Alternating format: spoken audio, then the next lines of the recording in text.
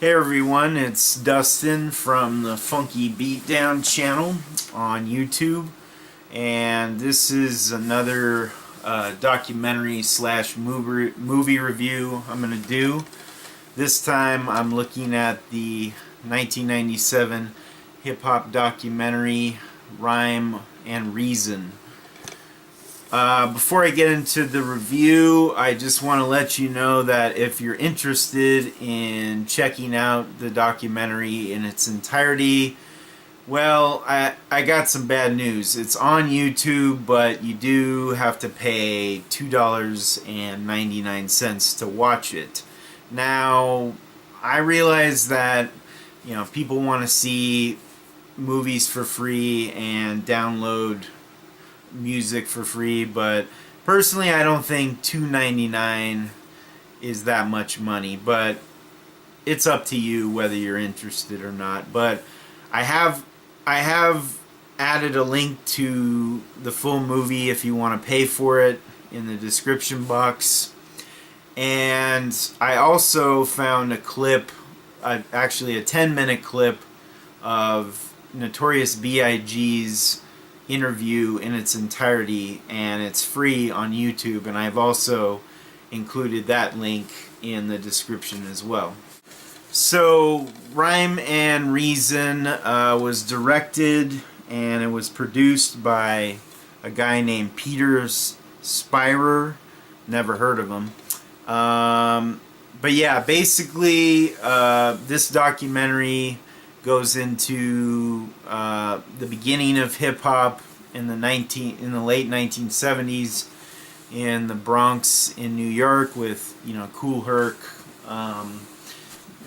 cutting and mixing on the turntables in the projects, and then it kind of goes. Then the documentary kind of goes into other elements of hip hop culture, breakdancing, graffiti art, female rappers, the shadiness of the recording industry, and to be honest, the filmmakers barely scratched the surface of breakdancing and graffiti art.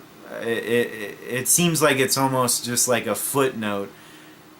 Mainly, Rhyme and Reason focuses mostly on the emceeing, rapping aspect of hip-hop culture.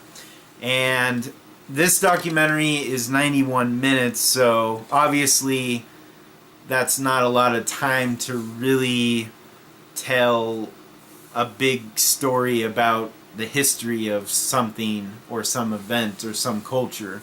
At least that's my opinion. So the documentary is pretty much narrated by a bunch of interviews that the filmmakers conduct with a lot of top-of-the-line hip-hop producers and rappers, including Dr. Dre, the Notorious B.I.G., Nas, Redman, EPMD, the Fugees, Salt and Peppa, a Heavy D, RZA, Method Man, so on and so forth.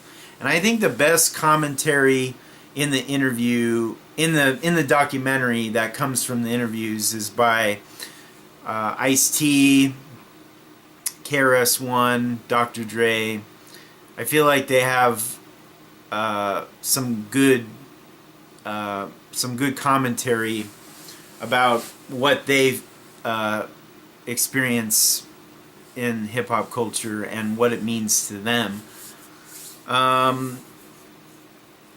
The one person that I didn't really care for, well, especially mostly their interview segments, was the rapper Mac 10.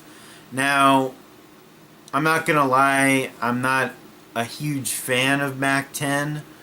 I've heard some of his music, and while he isn't a terrible rapper, I must admit I'm not a huge fan or anything. But to me, it came off to me that Mac 10 wasn't really interested in being in the documentary. He kind of came off like being a dick.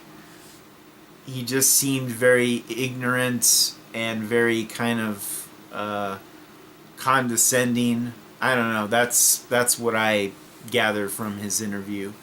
And of course, when this documentary was made, he was probably pretty young at the time. Who knows? Maybe he's a nice guy. I don't know. But to me, if his interview was edited out of rhyme and reason, I don't think it would have added to the documentary, and I don't think it would have taken away from the documentary. So that's one part. And then towards kind of the midway part of the documentary to the end of it, I feel like the filmmakers kind of make a mistake and focus too much time on gangster rap. And while I like some gangster rap, I don't think that should be the sole focus of hip-hop culture. It is one aspect of it, but I don't think it really, I don't know.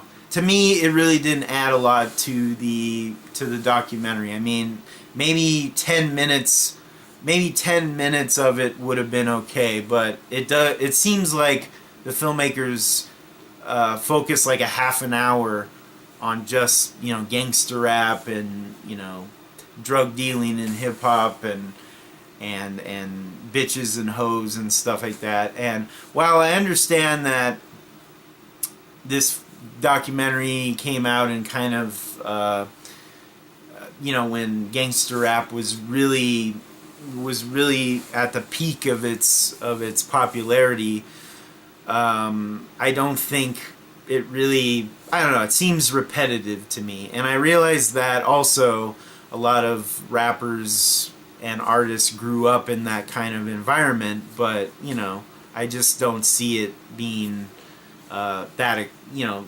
adding anything interesting to the conversation.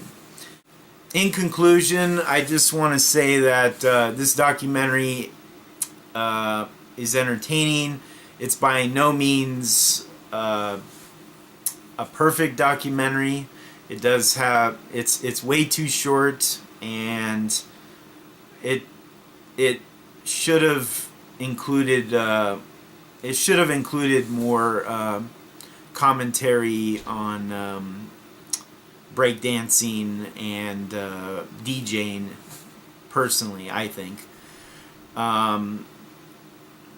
it's definitely worth seeing for the nostalgic value of seeing, you know, footage from the 80s and the 90s, and seeing rappers that were seeing rappers being interviewed, talking about their art. That's very interesting. That's worth checking out. That's gonna do it for this movie review or documentary review. I hope this review has been interesting and given you a little information about this film. And if you haven't subscribed to my channel, please do, and I will see you guys next time.